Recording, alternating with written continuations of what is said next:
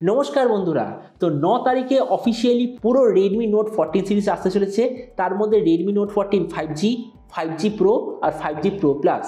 এবার বাকি যে দুটো ডিভাইস ওটার সম্বন্ধে আমি অলরেডি ভিডিও বানিয়ে দিয়েছি, আই বাটনে দেখে নিতে পারেন। কিন্তু এই ভিডিওতে আমরা লঞ্চের আগে লাস্টবারের জন্য দেখবো যে ফোনটার কি ডিজাইন হবে, এক্স্যাক্টলি কি স্পেসিফিকেশন হবে আর এক্স্যাক্টলি কি প্রাইসে লঞ্চ হবে, আর যে দামে আসবে তো সেই দামে এটা সবচেয়ে বেস্ট হবে নাকি অন্য কোনো ডিভাইস সবচেয়ে বেস্ট হবে। এই ভিডিওতে আমরা এটার সম্বন্ধে আলোচনা করব।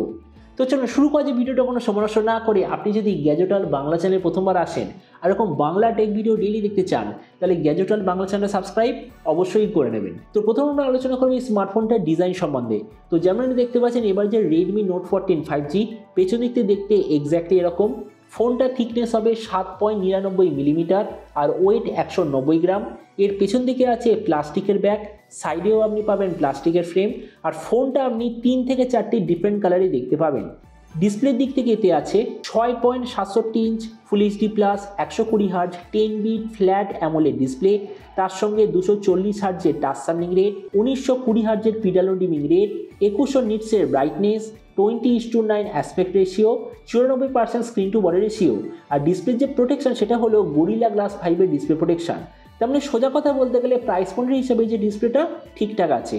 প্রসেসরের দিক থেকে এতে আপনি পাবেন Dimensity 7025 আলট্রা 5G প্রসেসর।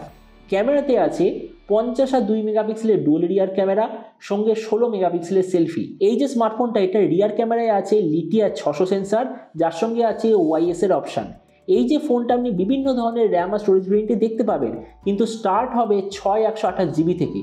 এর র্যামের কোয়ালিটিটা LPDDR4X, মেমোরিতে আছে UFS 2.2, যেটার সঙ্গে কোনো ধরনের ডেডিকেটেড SD কার্ড স্লট নেই। ব্যাটারিতে আছে 5110 mAh ব্যাটারি, সঙ্গে 45 ওয়াটের চার্জার, আর কানেক্টিভিটি হলো USB Type-C। তো এবার এই স্মার্টফোনের বাকি কিছু ফিচার বলতে গেলে এতে আপনি পাবেন Android 14 out of the box, 3.5mm jack, dual speaker, তার সঙ্গে ডলবি অ্যাটমসের certification, side mounted fingerprint sensor, আর IP64 এর ওয়াটার অ্যান্ড ডাস্ট প্রোটেকশন। আর এর ওএস আপডেট সাইকেলের দিক থেকে বলতে গেলে এতে আপনি পাবেন 2 বছরের মেজর ওএস আপডেট আর 3 বছরের সিকিউরিটি আপডেট। তো এবার সবচেয়ে মেন জিনিস, ফোনটা কি দামে লঞ্চ হবে দেখুন।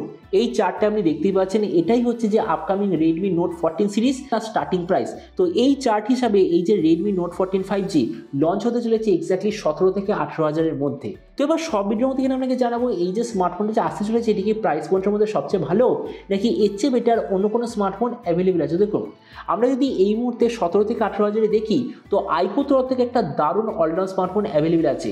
ফোনটার নাম হলো আইকো Z9 5G। তো আমরা যদি আইকোর ফোনটার সঙ্গে কম্পেয়ার করি, প্রথমত ডিসপ্লে, এই দিক থেকে বলতে গেলে দুটো ফোন এক্স্যাক্টলি সেম, কোনো ডিফারেন্স নেই। প্রসেসর, আইকোতে আছে Dimensity 7200, রেডমিতে কি আছে Dimensity 7025। আপনি বুঝতেই পারছেন যে পারফরমেন্সের দিক থেকে অনেক বেশি বেটার আইকো। তাছাড়া ক্যামেরা, এই দিক থেকে আমি বলবো দুটোর ক্যামেরা সেট আপ হতে পারে এক্স্যাক্টলি সেম, কিন্তু আমি নিজে আইকো Z9টা টেস্ট করেছিলাম। আমার মতে মনে হয়েছে প্রাইস পয়েন্টে সবচেয়ে বেস্ট বা সবচেয়ে ন্যাচারাল ক্যামেরা আপনাকে প্রোভাইড করবে, মানে ক্যামেরা কোয়ালিটি প্রোভাইড করবে আইকো Z9। আর সেখানে রেডমি সম্বন্ধে যদি বলি, আমি রেডমির অনেক ফোন এর আগে বহুবার ব্যবহার করেছি। ক্যামেরা ঠিকঠাক হয়, কিন্তু কোথাও যেন একটু ইয়েলো টোন একটু বেশি দেখা যায়, মানে ধরে নিন পুরো একদম ন্যাচারাল আমরা দেখতে পাই না রেডমির সব ফোনের পিকচার। তো এই জন্য সেই দিক থেকে আমি বলবো আইকোর ক্যামেরাটা এখানে বেটার।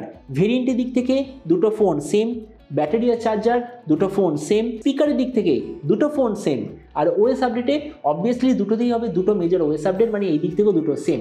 তার মানে দেখুন, ভিডিও লাস্ট আমি জাস্ট আমাকে এটাই বলবো, এই যে Redmi Note 14 5G যে আসতে চলেছে 17 থেকে 18 হাজার টাকার মধ্যে, আমার মতে মনে হয় নেওয়ার কোনো মানে হয় না। সেম প্রাইস পয়েন্টে এর চেয়ে better phone, for example আইকো Z9 অথবা Vivo T3 অলরেডি অ্যাভেলেবেল আছে। কিন্তু আপনি যদি রেডমি ব্র্যান্ডেরই কোনো স্মার্টফোন নিতে চান, তো আমি বলবো জাস্ট 2 সপ্তাহ পরেই লঞ্চ হতে চলেছে Poco M7 Pro 5G, যেটার স্পেসিফিকেশান এক্স্যাক্টলি Redmi Note 14 5Gর মতো, প্রাইস হবে রেডমি থেকে 1000-1500 কম। আমার মতো মনে হয় সেটা আপনাদের জন্য বেশি ভালো হবে compare to Redmi Note 14 5G।